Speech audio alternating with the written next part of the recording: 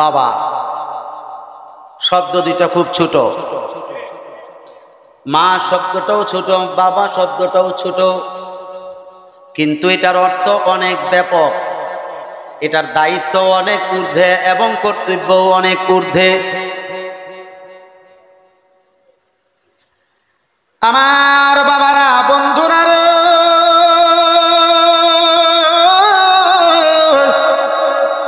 ও অলিতলা দরবার শরীফের প্রেমিকের দলেরা, মা বাবা যে কেমন বড় সম্পদ। এই দুইটা শব্দের ভিতরে অনেক স্নেহ, ভালোবাসা, প্রেম, মোহাব্বত, এমনকি ইজ্জত, সম্মান লুকায়িত আছে। মা বড় সম্মানী মানুষ, বাবা অনেক সম্মানী মানুষ। তাদের কত মর্যাদা, কত ইজ্জত, সম্মান আল্লাহ নিজে দিয়েছেন। দুনিয়ার জমিনে আল্লাহর ইবাদতের সঙ্গে কাউকে শরীক করা যায় না, ঠিক কিনা? আল্লাহ নিজেই বলেছেন সূরা নিসায়, ওয়াবুদুল্লাহ ওয়া লা তুশরিকু বিহি শাইআ। এ পৃথিবীর মানুষ, তোমরা আল্লাহর ইবাদতের সঙ্গে কাউকে শরীক করিও না। আল্লাহর ইবাদতের সঙ্গে কাউকে শরীক করিও না। কে বলছেন? তোমরা আল্লাহর ইবাদতের সঙ্গে কাউকে শরীক করিও না। ওয়াবুদুল্লাহ,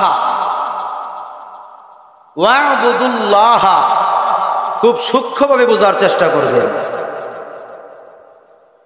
আল্লাহর ইবাদতের সাথে, আল্লাহর ইবাদতের সঙ্গে ওয়ালা তুশরিকু বিহি শাইআ, কোন জিনিস বা কাউকে শরীক করিও না, অংশীদার বানাইও না, অংশীদার কইরো না। এখানে অন্য কাউকে অ্যাডজাস্ট করে নাই, কোনো নবী রসুলকেও অ্যাডজাস্ট করে নাই, পীর ফকিরকেও অ্যাডজাস্ট করে নাই, আলেম ওলামাদেরকেও অ্যাডজাস্ট করে নাই, অন্যান্য মানুষদেরকেও অ্যাডজাস্ট করে নাই। কিন্তু আমার আল্লাহ জাল্লা শানুহু দুনিয়ার সন্তানদেরকে বুঝাই দিতেছেন, এ যুবক বাবারা, দুনিয়ার সন্তানেরা রে, আল্লাহ নিজে বলতেছে ওয়াবিল ওয়ালিদাইনি হাসানা, আল্লাহর ইবাদত করো।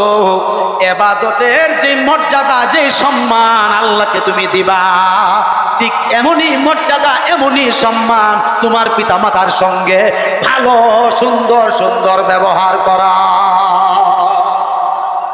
আর জোরে বলেন না সুবহানাল্লাহ। ইবাদত যেমন সম্মানী, মা বাবার খেদমত, মা বাবার সঙ্গে ভালো ব্যবহারও এটাও ইবাদত। বলেন না সুবহানাল্লাহ। এটাও কি সুন্দরভাবে ব্যবহার করা, আচরণ করা, ইহসানমূলক কথা বলা মা বাবার সাথে। কার সাথে? মা বাবার সাথে সন্তানের। এটা ফরজ, দেখি ফরজ। এই আয়াতকে সামনে রেখে আমি সূরা বনী ইসরাঈলের 17 নম্বর আয়াত, 17 নম্বর না 23 থেকে 25 নম্বর আয়াত, এখানে বড় বড় আয়াতগুলো লেখা আছে, আমি সংক্ষেপ করে বলবো। আল্লাহ পাক বলেন ওয়া কাদা রাব্বুকা আল্লা তা'বুদু ইল্লা ইয়্যাহু। বলেন না সুবহানাল্লাহ। আল্লাহ নিজে ফয়সালা করে দিবেন। কি করে দিবেন? আল্লাহ কাজী, আল্লাহ কি বিচারক। আল্লাহ নিজে ফয়সালা করেছে, এটা আবার নতুন করে ফয়সালা করা লাগবে না। এটা আল্লাহ 1500 বছর আগে কি করতে? বিচার বিশ্লেষণ কইরা দিছে। এটা আবার নতুন কইরা আবার বিশ্লেষণ করবা, ফয়সালা করবে, এই সুযোগ নাই। আল্লাহ তা'বুদু ইল্লা ইয়্যাহু, তোমরা কি করো? আল্লাহর ইবাদত করো, অন্য কারো না। অন্য কারো ইবাদত করিও না। এই ইবাদত দ্বারা কি বোঝানো হয়েছে? এই ইবাদত দ্বারা রুকু সিজদাকে বোঝানো হয়েছে। বলেন না সুবহানাল্লাহ। এই রুকু সিজদার সঙ্গে আর অন্য কাউকে রুকু সেজদা ইচ্ছাকারী অর্থাৎ রুকু সেজদা পাওনাওয়ালা বানায়ও না। অর্থাৎ রুকু সেজদা অন্য কাউরে করণ যেত না, শুধু আল্লাহকেই। এই জন্য বলা হয়েছে ইল্লা ইয়াহু। সুবহানাল্লাহ বলেন না, ইল্লা ইয়াহু। এই ইল্লা হলো হরফে ইসতিসনা, এটা তারা আলাদা করে বলছে আল্লাহ যে আল্লাহর ইবাদত করবা মানে রুকু সেজদা করবা, কিন্তু এই রুকু সেজদার সাথে অন্য কাউকে মিলাইবা না। এখন আসেন, এই রুকু সেজদা করলে আল্লাহ পাক যেমন সম্মানিত হবেন, মর্যাদাশীল হবেন, মুফাসসিরিন লিখতেছেন ওয়া বিল ওয়ালিদাইনি ইহসানা। তুমি যদি তোমার মা বাবার সঙ্গে সুন্দর ব্যবহার করো, উত্তম আচরণ করো, এই উত্তম আচরণ পর্যন্ত আল্লাহর ইবাদতের শামিল হইয়া যায়। তাহলে বোঝা গেল আল্লাহর ইবাদতের সঙ্গে অন্য কাউকে শরীক করা যায় না, কিন্তু আল্লাহ মা বাবাকে বাদ দেন নাই। ঠিক কিনা? মা বাবার গুরুত্বটা কেমন? গুরুত্ব আছে কিনা নাই? আটু জোরে কন্যা আছে কিনা নাই? এখন এর চাইতে আরো একটু গুরুত্ব আমি বলি, আমাদের দেশে কিছু কিছু সন্তান আছে মা বাবারে দেখতে পারে না, আসেনি? যুবক রে, ও বাবা যুবক, তুমিও তো কোনো একদিন মা বাবা হইবা। ও যুবক, তুমি তো একদিন বাবা হইবা। তুমি যদি তোমার বাবারে টেক কেয়ার না করো, তুমি যদি তোমার মাকে টেক কেয়ার না করো, তুমি যদি তোমার মা বাবাকে গুরুত্ব না দাও, তাদেরকে তাজিম না করো, ইজ্জত না করো, সম্মান না করো, তুমিও তো একদিন বাবা হইবা। ঠিক কিনা?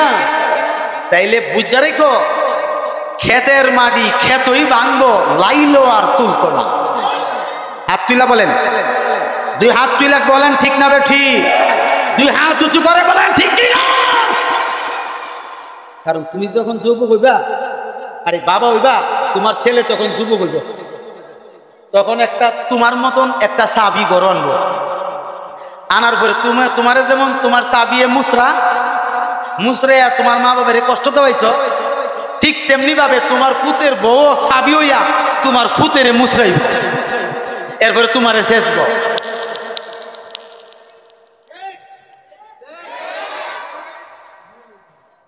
দাদা দাদা ঠিক নেই, সে চলিব।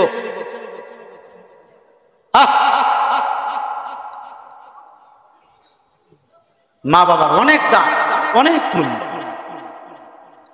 এই জন্য আল্লাহ বলেন ইম্মা ইয়াবলুগান্না ইনদাকাল কিবারা আহাদুহুমা আও কিলাহুমা ফালা তাকুল লাহুমা উফিন ওয়ালা তানহারহুমা ওয়া কুল লাহুমা কাওলান কারীমা।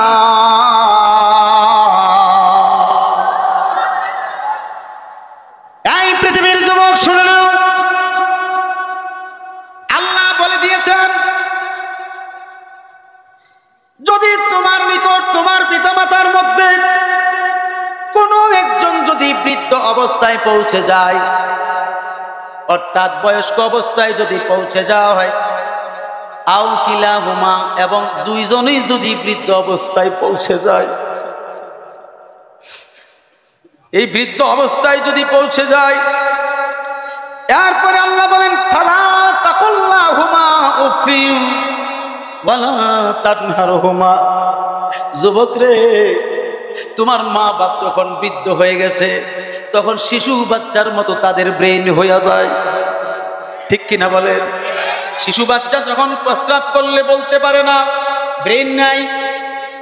শিশু বাচ্চা যখন পায়খানা করলেও বলতে পারে না, ব্রেন নাই, অকেজ অবুঝ হইয়া যায়, তাদের ব্রেনে আর কাজ করে না। ও যুবক, তোমাকে সহায় সম্পত্তি দেওয়ার পরে তারা একেবারে এতিম হয়ে গেছে, একেবারে নিঃস্ব হয়ে গেছে, কিছুই থাকে না, তখন তাদের ব্রেনে আর কাজ করে না কোনটা ভালো কোনটা মন্দ, তারা বিবেক বিবেচনা করতে পারে না। যুবক রে, অনেক সময় তারা রাগান্বিত হয়ে কোনো কথা বলে ফেলে। খবরদার, খবরদার, আল্লাহ নিজে বলে দিয়েছেন, ফালা তাকুল্লাহুমা উফিন, তাদের সঙ্গে খুব শব্দ উচ্চারণ করিও না, কষ্টদায়ক শব্দটা উচ্চারণ করিও না। এমন কথা বলা যাবে না যেই কথার দ্বারা তাদের মনে কষ্ট পাবে, তাদের মনটা ভেঙে চৌচার হয়ে যাবে। এ যুবক, ও আমার আব্বাজিরা, শুনে নাও, তাদের ব্যাপারে আল্লাহ বলে দিয়েছেন তাদেরকে অবহেলা করা যাবে না। ওয়ালা তানহারহুমা, তাদের প্রতি অকৃতজ্ঞতা থাকা যাবে না, তাদের গুরুত্ব বাদ দেওয়া যাবে না, তাদেরকে সেবা শুশ্রূষা থেকে বঞ্চিত করা যাবে না। তাদের খেদমত করতে হবে, তাদের দেখভাল করতে হবে, তাদেরকে সেবা করতে হবে, এবং তারা যখন অসুস্থ হবে তাদের চিকিৎসারও তো করতে হবে। তাদের চিকিৎসায় নিজেকে মশগুল করে দিতে হবে, বিলীন করে দিতে হবে। অর্থের দিকে তাকানো যাবে না, টাকা পয়সার দিকে তাকানো যাবে না। ও যুবক, তাদেরকে সুস্থ করার লক্ষ্যে তোমার জীবন এবং যৌবনকে উৎসর্গ করতে হবে, কাজে লাগাতে হবে। তাদের সঙ্গে নরম নরম ভাষায় কথা বলতে হবে, সম্মানসূচক ব্যবহার করতে হবে। ওয়াকুল্লাহুমা কাওলান কারীমা, অর্থাৎ সম্মানী কথাবার্তা বলতে হবে, যেই কথা বললে তাদের সম্মান হবে, ইজ্জত হবে, মর্যাদা হবে। ওই রকম কথাবার্তা বলতেই হবে, বলতেই হবে। এটা ফরজ, এটা ফরজ, এটা ফরজ। না বললে অবাধ্য সন্তান, অবাধ্য সন্তান, অবাধ্য সন্তান হইলে জাহান্নামী। দুই হাত তুলে বলেন ঠিক কিনা? আরো জোরে বলেন। কোটি টাকার মালিক হইল, হাজার কোটি টাকার মালিক হইল, আসমান দিয়া উইরা গেল, মেইল ফ্যাক্টরি থাকলেও মুফতি মুহাদ্দিস মুফাসসির হইল, মৌলবী হইল, এইখানে যদি ভুল হয় সব শেষ। কথা বলেন। দলিল হাদিস শরীফ, আল্লাহর নবী ১,০০০ বছর আগে বলেছেন, রিদার রাব্বি ফি রিদাল ওয়ালিদি ওয়া সাখাতুর রাব্বি ফি সাখাতিল ওয়ালিদি। বলেন না সুবহানাল্লাহ। হুজুর সাল্লাল্লাহু আলাইহি সাল্লাম বলেন, যেই সন্তানের প্রতি আল্লাহ রাসূল সন্তুষ্ট, যেই সন্তানের প্রতি মা বাবা সন্তুষ্ট, ওই সন্তানের প্রতি আল্লাহ সন্তুষ্ট। কথা বলেন ঠিক কিনা? যেই সন্তানের প্রতি মা বাবা বেজার, ওই সন্তানের প্রতি আমার আল্লাহ রাসূলও বেজার। ঠিক কিনা? ঠিক কিনা? বাবা তুমি কেমন আছো ছোট্ট মাটির ঘরে, তোমার কথা বুকের মাঝে পড়ছে বারে বারে। বাবা তুমি কেমন আছো ছোট্ট মাটির ঘরে, তোমার কথা বুকের মাঝে পড়ছে বারে বারে। বাবা গো বাবা, বাবা গো বাবা, বাবা গো বাবা, বাবা গো বাবা। কত আদর কত স্নেহ তোমার কাছে পেলাম, সব কিছু হারিয়ে আজকে নিঃস্ব হয়ে গেলাম। কত আদর কত স্নেহ তোমার কাছে পেলাম, সব কিছু হারিয়ে আমি নিঃস্ব হয়ে গেলাম। ভালোবাসি তোমায় বাবা, বুকটা যে যায় ছিঁড়ে। ভালোবাসি তোমায় বাবা, বুকটা যে যায় ছিঁড়ে। তোমার কথা হৃদয় মাঝে ঝরছে বারে বারে। বাবা গো বাবা, বাবা গো বাবা, বাবা গো বাবা, বাবা গো বাবা। তোমার মতো আপন কেহ পাই না তো আর খুঁজে, তাই তো আজি ঘুমের ঘরে অশ্রু নয়ন ঝরে। তোমার মতো আপন কেহ পাই না তো আর খুঁজে, তাই তো আজি ঘুমের ঘরে অশ্রুতে যাই ভিজে। তাই তো আজি ঘুমের ঘরে অশ্রুতে যাই ভিজে। সুখে থেকো পরম সুখে, সুখে থেকো পরম সুখে জান্নাতের ভিতরে। তোমার কথা হৃদয় মাঝে পড়ছে বারে বারে। বাবা গো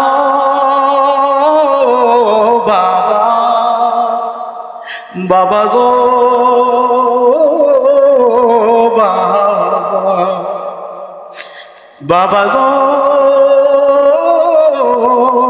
বাবা, বাবা গো বাবা। বাবাজিরা আমার, পৃথিবীর জমিনে মা বাবা যে কত দামি, এটা তারা দুনিয়ার থেকে বিদায় না হইলে কেউ বুঝতে পারে না, চিনতেও পারে না। ঠিক কিনা বলেন? আজ 21 দিন যাবৎ পর্যন্ত আমার আব্বা হুজুর পাকিস্তান পিরিয়ডের একজন আলেম, যিনি 100-র উপরে অনেক বয়স, তিনি স্ট্রোক করে সরওয়ার্দী হাসপাতালে ভর্তি রয়েছেন। আমি গুনাহগার, আমার ছেলেটাকে নিয়ে আমার আরো 2 জন, আমার একটা মেয়ের জামাতা আছে, আর একটা আমার ভক্ত মুরিদ আছে। এই 4টা মানুষ 21 দিন যাবৎ পর্যন্ত খুব কষ্ট করতেছি, খেদমতের সঙ্গে নিয়োজিত আছি। এই বন্ধু, আমার এলেম নাই, কালাম নাই, জ্ঞান বুদ্ধি কিছুই নাই, নামাজও নাই, ইবাদত বন্দেগী আমল নাই, কিচ্ছু নাই। আমি এগুলি দিয়ে কোনো গ্যারান্টি দিতে পারি না যে আল্লাহর কাছে পৌঁছতে পারবো, আমি যে আল্লাহর জান্নাতে পৌঁছতে পারবো, এগুলি দিয়ে আমি গ্যারান্টি দিতে পারছি না। কিন্তু একটা বিশ্বাস আমার আছে, যদি আমার আব্বা আম্মার খেদমত আমি সঠিকভাবে করে থাকি, তাইলে তাদের উসিলায় দোয়ায় আমার কোনো না কোনো একটা ফয়সালা হতে পারে। এই জন্য যুবক বলবো, আমি আপনাদেরকে অনুরোধ করে বলবো, খবরদার খবরদার, জীবনে কোনোদিন মা বাবার মনে কষ্ট দিও না রে বাবা। কারণ তুমি যেদিন বাবা হইবা, ওই দিন বুঝতে পারবা মা বাবার কত মূল্য, মা বাবার কত দাম। এই জন্য সব সময় মা বাবার খেদমতের সঙ্গে নিয়োজিত থাকবা। নিজের আমিত্বকে এখানে বজায় রাখবা না, কারণ নিজের আমিত্ব মা বাবার চরণ তলে ঢেলে দাও। আমার মন বলছে, তুমি যদি মা বাবার চরণ তলে নিজেকে সমর্পণ করো, তাইলে জিহাদের চাইতে বেশি সওয়াব তোমার আমলনামায় আল্লাহ দিবে। কিসের চাইতে? জিহাদের চাইতে। একজন সাহাবী, হাদিস শরীফে আসছে, একজন সাহাবী হুজুর সাল্লাল্লাহু তাআলা আলাইহি ওয়াসাল্লামের কাছে আয়েশা বলতেছে, ইয়া রাসূলুল্লাহ, আমি জিহাদে যেতে চাই, আমি যুদ্ধে যেতে চাই, দ্বীনের জন্য নিজেকে শহীদ করতে চাই, আমি দ্বীনের জন্য নিজেকে সমর্পণ করতে চাই। আপনাদের কষ্ট হইতেছে নাকি?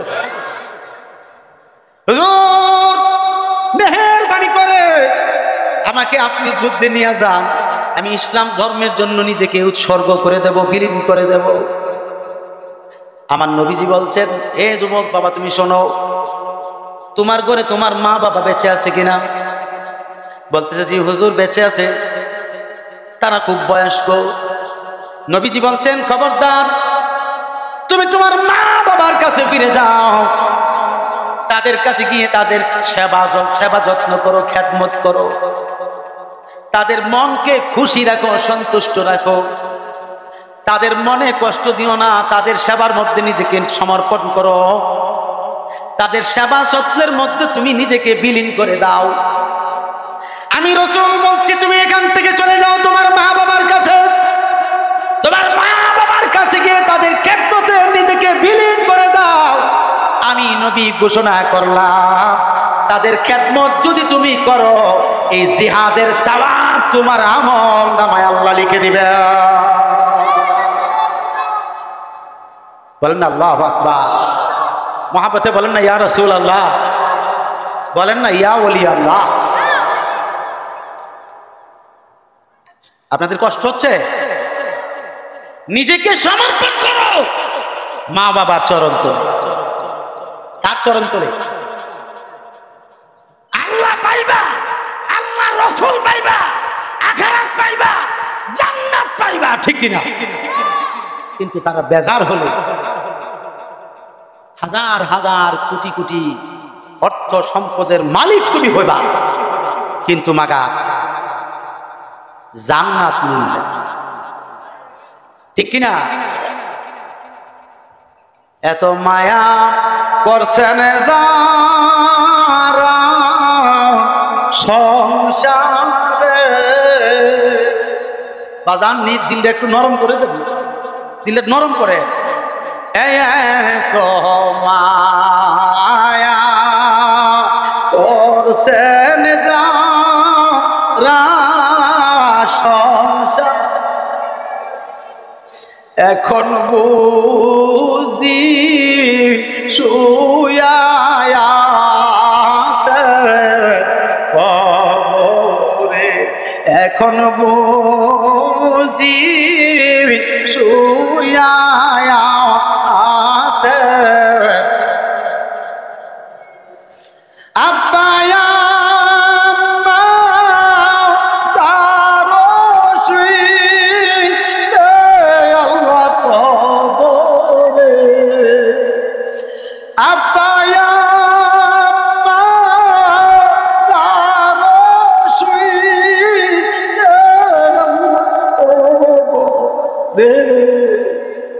আল্লাহ মাফ কইরা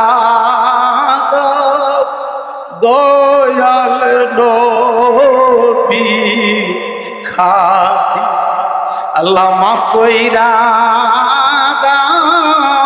দয়াল নবী খাতি। আব্বা নাই রে, আম্মা নাই রে সংসারে, কন্যা আল্লাহ, আর জোরে বলেন না আল্লাহ। আব্বা নাই রে, আম্মা নাই রে সংসার, ওরে দুঃখ বলবা জানা রে ওরে দুঃখ বলবার যা, কত কষ্ট করছে না আব্বা সংসারে, ওরে কত কষ্ট করছে না আব্বা সংসার, তাদেরকে রাইখো গো আল্লাহ মায়ার নজরে, তাদেরকে রাইখো গো মাওলা দয়ার। বাজান ও আমার বাবারা, পৃথিবীর জমিনে ফসল ও আল্লাহর নিয়ামত, ঠিক নেই? দুনিয়ার জমিনে সন্তান সন্ততি ও আল্লাহর নিয়ামত, দুনিয়ার জমিনে বিভিন্ন সম্পদ, এগুলি আল্লাহর নিয়ামত, কিন্তু সবচাইতে শ্রেষ্ঠতম নিয়ামত নবী মুহাম্মদুর রাসূলুল্লাহ সাল্লাল্লাহু আলাইহি ওয়াসাল্লাম। জোরে বলেন না সুবহানাল্লাহ। নবীজির পরে খুব খেয়াল, নবীজির পরে আল্লাহ পাকের শ্রেষ্ঠ নিয়ামত গুলোর মধ্যে সবচাইতে বড় নিয়ামত হলো মা বাবা। বাজান ঠিক নেই? এই পিতা মাতা হলো নিয়ামত। এই নিয়ামতকে যেই ব্যক্তি অবহেলা করবে, গুরুত্ব দিবে না, তাদেরকে গুরুত্ব দিবে না এবং তাদের প্রতি দায়িত্ব পালন করবে না, ওই সন্তান বৃদ্ধ হইয়া এমন কষ্টের মধ্যে পতিত হবে। কারণ তার সন্তানেও গুরুত্ব দিবে না, তার সন্তানেও দায়িত্ব নিবে না, দায়িত্ব দিবে না তার প্রতি। কথা ঠিক নেই? খুব খেয়াল। এরপরে দেখেন যত চমৎকার ভাবে আসছে, খুব খেয়াল করে শুনবেন কথাগুলো। নবীজির একজন সাহাবী হযরত জাবের ইবনে আব্দুল্লাহ রাদিয়াল্লাহু তাআলা আনহু থেকে বর্ণিত একটা হাদিস, সহিহ হাদিস। তিনি বর্ণনা করতেছেন জুমার দিন। কিসের দিন? জুমার দিনে হুজুর সাল্লাল্লাহু তাআলা আলাইহি ওয়াসাল্লাম সিঁড়ির উপরে, কিসের উপরে? অর্থাৎ তিনটা সিঁড়ি। কয়টা সিঁড়ি?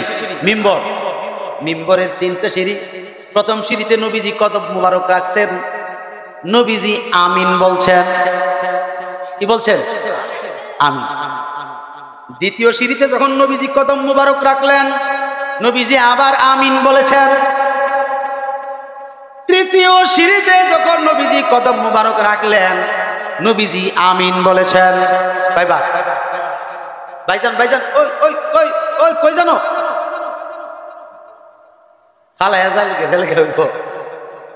আমার লয়েছে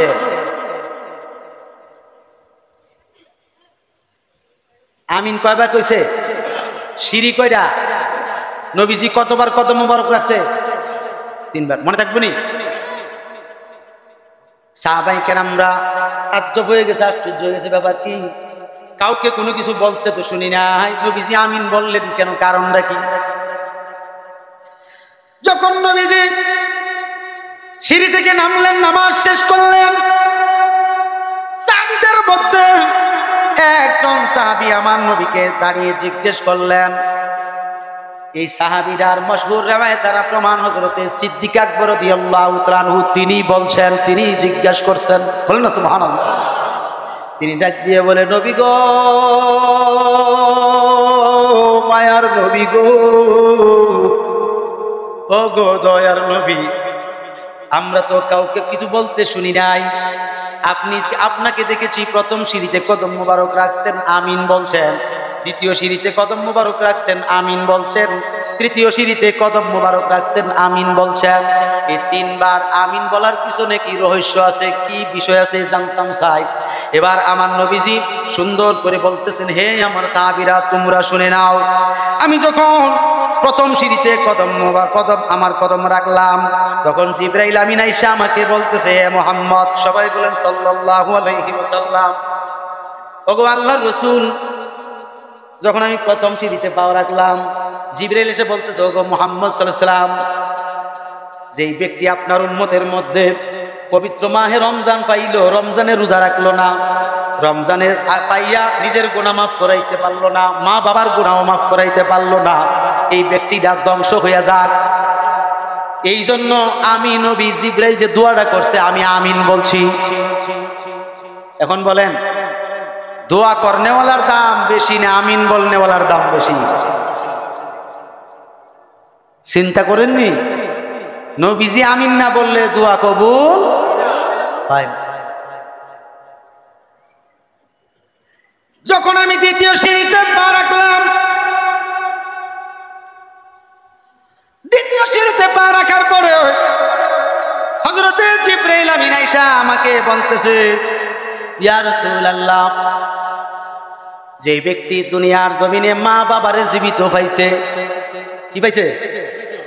মা বাবাকে জীবিত পেয়েছে, কিন্তু মা বাবার মন খুশি করতে পারে নাই, সন্তুষ্ট করতে পারে নাই, মা বাবার সেবা যত্ন করে নাই, খেদমত করে নাই, মা বাবার অবাধ্য হয়ে গেছে, মা বাবার অবাধ্য সন্তান হয়ে গেছে, ওই মা বাবার প্রতি খেদমতে নিয়োজিত হতে পারে নাই, ওই মানুষটা দুনিয়ার জমিনে ধ্বংস হইয়া যাক।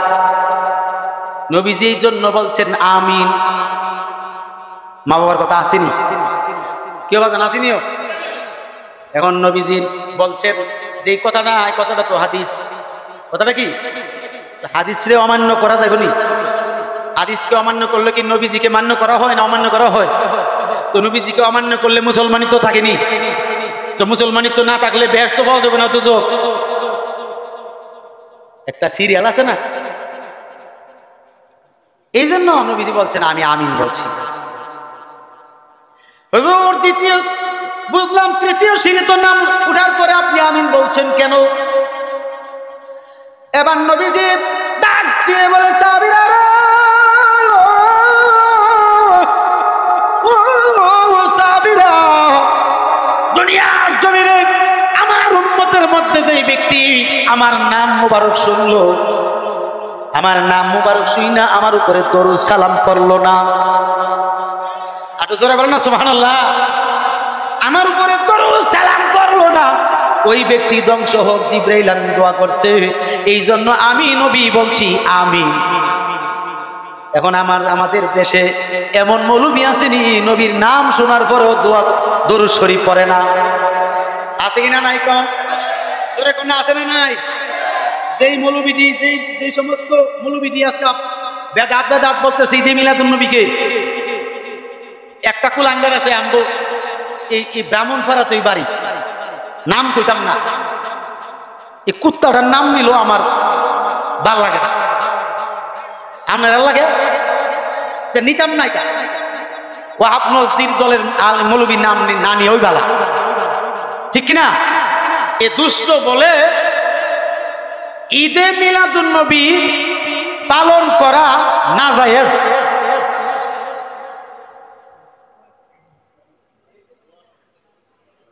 চিন্তা করছেন? তখন তাকে জিজ্ঞাসা করলাম মিলাদ অর্থ তো তুই কত জন্ম, হ্যাঁ তুই তো কইতেছ জন্ম, ও মৌলবী তুই তো বলো যে মিলাদ অর্থ জন্ম, তো নবীর মিলাদের কথা তো তিরমিজি শরীফে পরিষ্কার বলে দিছে, পবিত্র কোরআনে কিয়ামত পর্যন্ত মিলাদুন নবী পালন করার কথা বলে দিছে, কথা ঠিক কিনা? এখন তুমি যেহেতু বলতেছো মিলাদ অর্থ জন্ম, তার মানে নবীর জন্মকে তুমি নাজায়েজ বলতেছো, কি বলে? মিলাদ নাই কার? আরে মিলাদ নাই কার? মহান রব্বুল আলামিনের কোন মিলাদ নাই। আল্লাহ ছাড়া সব সৃষ্টির মিলাদ আছে। সৃষ্টি মানে কি? তৈরি। সৃষ্টি মানে কি? তৈরি তো মিলাদ। কি বলে? ইমন দুষ্ট এরা নবীর মিলাদ অস্বীকার করে। মাথায় মনে হয় ওহাবির লিডারটি পেশাব করে দিছে।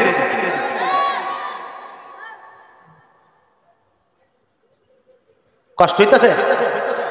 এদের মধ্যেই বেশিরভাগ দেখবেন মা বাবারে ফালায়া বড় বড় অট্টালিকায় গিয়ে অবস্থান করে, কথা কোন ঠিক কিনা? বড় বড় মুফতি মুহাদ্দিস বাহাস মুনাজারাও করে, অথচ মা বাবা হইল গ্রামে, এরা হইল ঢাকা, সিলেট, চট্টগ্রাম, কথা ঠিক নেই? দুতলা তিনতলায় একটা ফ্ল্যাট লয়ে অবস্থান করে, আছে না নাই? এরা মনে করে যে শুধু টাকা পয়সা দিলেই বুঝি মা বাবার হক আদায় হয়। মৌলবী তোমার কত বড় সাহস, তুমি জান না ভুল করো, আর পাবলিক না জান না ভুল করলে তোমার মধ্যে আর পাবলিকের মধ্যে কি পার্থক্য আছে? তুমি জান না ভুল করো আর সাধারণ পাবলিক না জান না ভুল করে। আমাদের কোরআন হাদিস শোনার পরও তাদের বোধগম্য হয় না, কারণ কাজে কর্মে ব্যস্ত, ঠিক কিনা? কিন্তু আলেম হইয়া যদি জান না বুঝা মা বাবারে থইয়া মা বাবারে না নিয়া বাসস্থান সাজাই, তিনতলায় দুতলায় চারতলায় পাঁচতলায় লিফটে উঠানামা করে ভালো ভালো খাবার খায়, আর এদিক দিয়া মা বাবা ভাঙা বেড়ার করে থাকে, তোমার মুফতিগিরি শেষ, ঠিক নেই? তোমার মুহাদ্দিসগিরিও শেষ, তোমার মৌলবীগিরিও শেষ। তুমি হাজার মুনাজারা করলেও বিজয়ী হইতে পারবা, কিন্তু দুনিয়াতে মর্যাদা পাইবা মানুষের কাছে, কিন্তু আল্লাহর কাছে, রাসূলুল্লাহর কাছে তুমি মর্যাদা পাবে না। কষ্ট হয়েছে আপনার কাছে কথা? আমার ভালো ফেলে ভেবেন, না ফেলে নাই বলে দিই। আজকে আব্বা হুজুর কিবলা আমার দাওয়াত তুই করছে, আজকে এইভাবে ওয়াশ করে দিয়ে দাও না, কথা ঠিক কিনা? একটু মহব্বতের সাথে ধরে সে পড়ে আল্লাহুম্মা সাল মাওলানা মুহাম্মাদ ওয়া আলা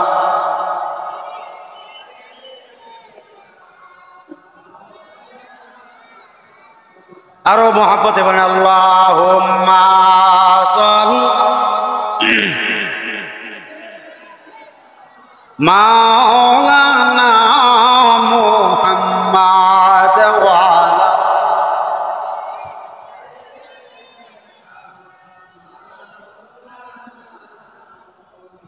ইয়া রাসূলুল্লাহ হাবিবি খালত ইকতা তুই বরগজিদা জুল জালাল পাকো বেহমতা তুই আল্লাহুম্মা সাল্লি মাশাআল্লাহ জোরে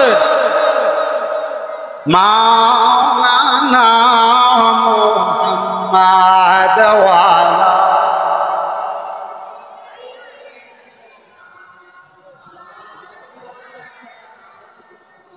আমার ভাই বাবারা, মা বাবার গুরুত্ব সম্পর্কে আমি আলোচনা করতেছিলাম। এই গুরুত্বের মধ্যে আরেকটা হাদিস আছে, নবীজি বলছেন ১৫০০ বছর আগে, হুমা নারুকা ওয়া জান্নাতুকা, তোমার মা বাপ তোমার জান্নাত, তোমার মা বাপ তোমার জাহান্নাম। এখন কিভাবে জান্নাত কিভাবে জাহান্নাম? নবীজি বলেছেন, এই কথাটা বলেছেন, সাহাবী বলছে হুজুর কিভাবে জান্নাত কিভাবে জাহান্নাম?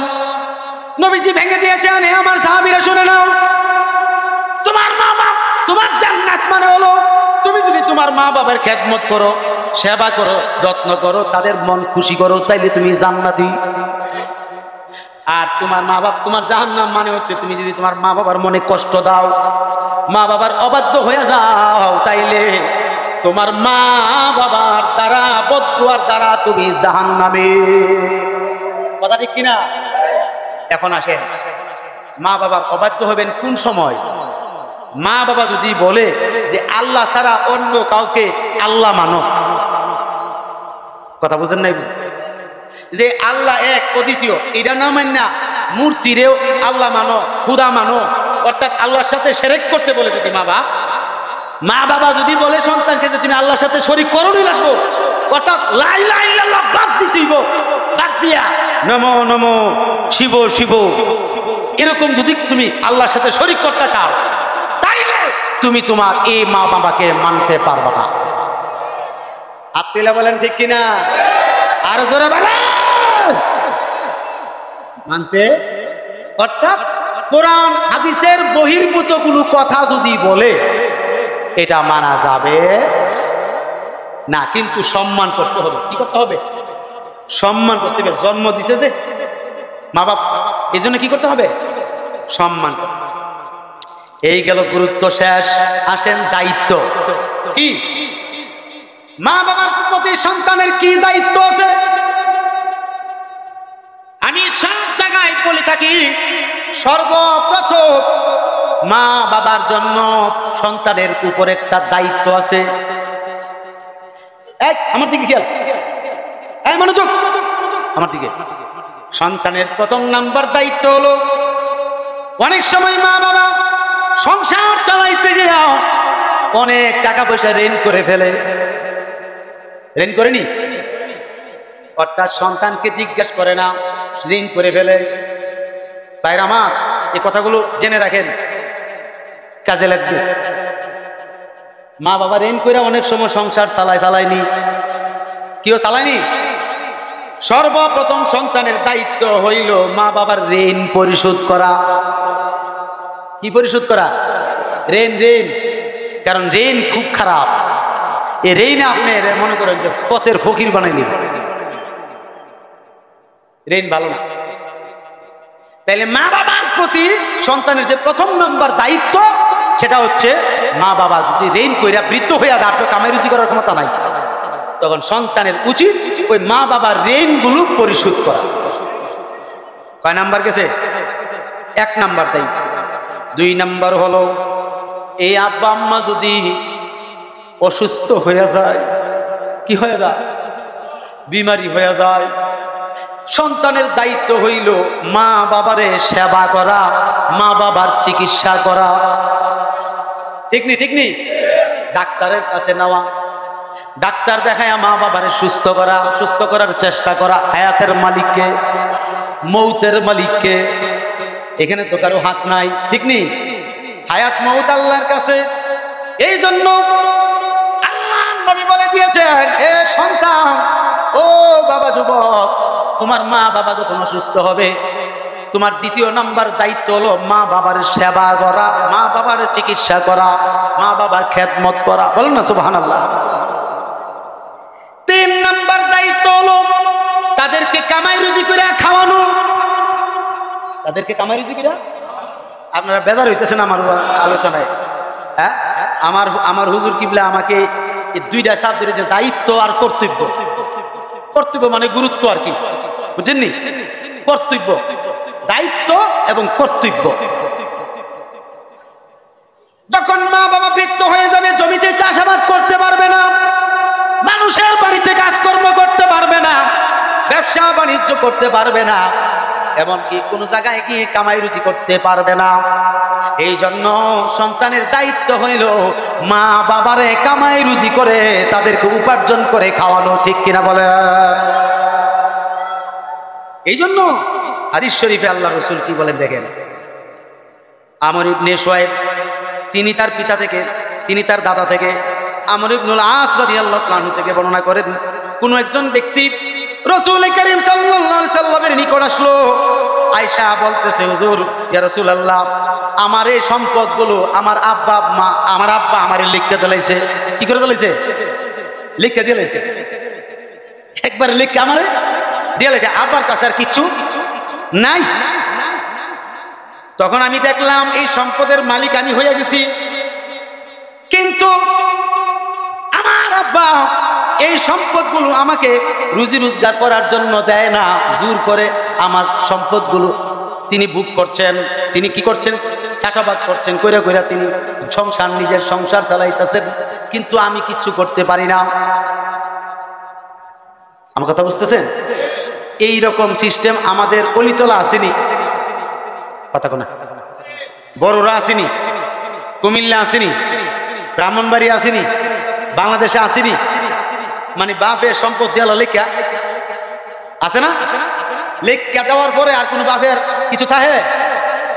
তখন এই সন্তান কাছ থেকে জোর কইরা বাপে নেগা নিয়ে আইডারে চাষাবাদ করে খায়াল আর কি সম্পদ এই চাষাবাদ করে।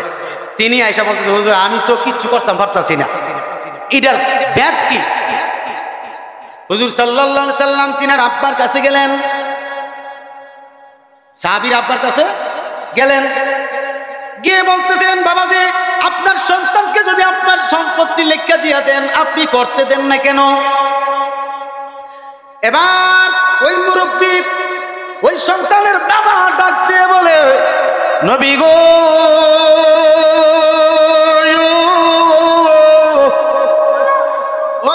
মায়ার নবী, ইয়া রাসূলুল্লাহ, আমি তখন সম্পদটা লেখা দিলাম, এই ছেলে এই সম্পদগুলো কইরা কইরা সম্পদের যে অর্থ আছে, টাকা পয়সা আছে, তার মধ্যে বাজেয়াপ্ত করে রাখে।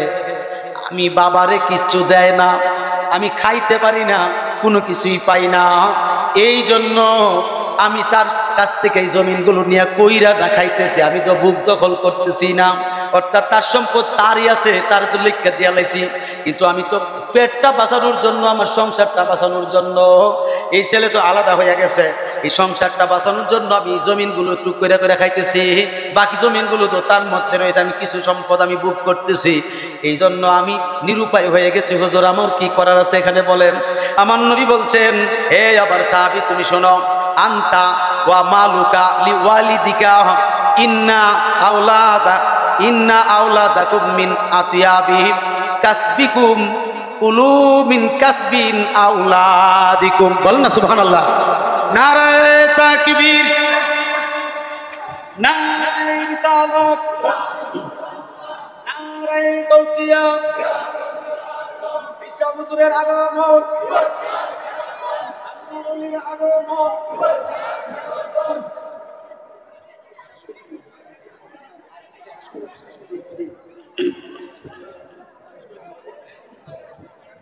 নবীজি বলতেছেন, শেষ করি তা বলতেছে, বাজানিতে বলছেন, জি নবীজি বলতেছেন, এই যুবক তুমি শোনো, হে আমার সাহাবী তুমি শোনো, তুমি এবং তোমার ছেলে মেয়ে আহলে আওলাদ এবং তোমার যত সম্পদ আছে সব কিছু তোমার বাবা। আটো জোরে করেন না সুবহানাল্লাহ। বলতেছে হুজুর কেন? তোমার বাবা যতদিন জীবিত আছে তুমি তোমার বলে দাবি করতে পারবা না। তাহলে বোঝা গেল যদিও বাপের লেখা দিয়ে বাপ জীবিত, কিন্তু বাবার সামনে সম্পদ আমার বললে বাবার অন্তর ভেঙে খান খান হয়ে যাবে, কষ্ট লেগে যাবে। এই জন্য আল্লাহর আরশ কেঁপে উঠবে। এই জন্য নবীজি বলে দিয়েছেন, তুমি তোমার ছেলে মেয়ে আহলে আওলাদ সম্পত্তি যা আছে সব তোমার বাবা, তুমি সহ তোমার বাবার, তোমার আহলে আওলাদও বাবার, তোমার সম্পত্তিও তোমার বাবার। ঠিক নেই? আল্লাহ পাক আমাদের সকলকে মা বাবা দায়িত্ব কর্তব্য বোঝার তৌফিক দান করে বলেন আমিন। আল্লাহ আল্লাহ আল্লাহ আল্লাহ আল্লাহ আল্লাহ আল্লাহ আল্লাহ আল্লাহ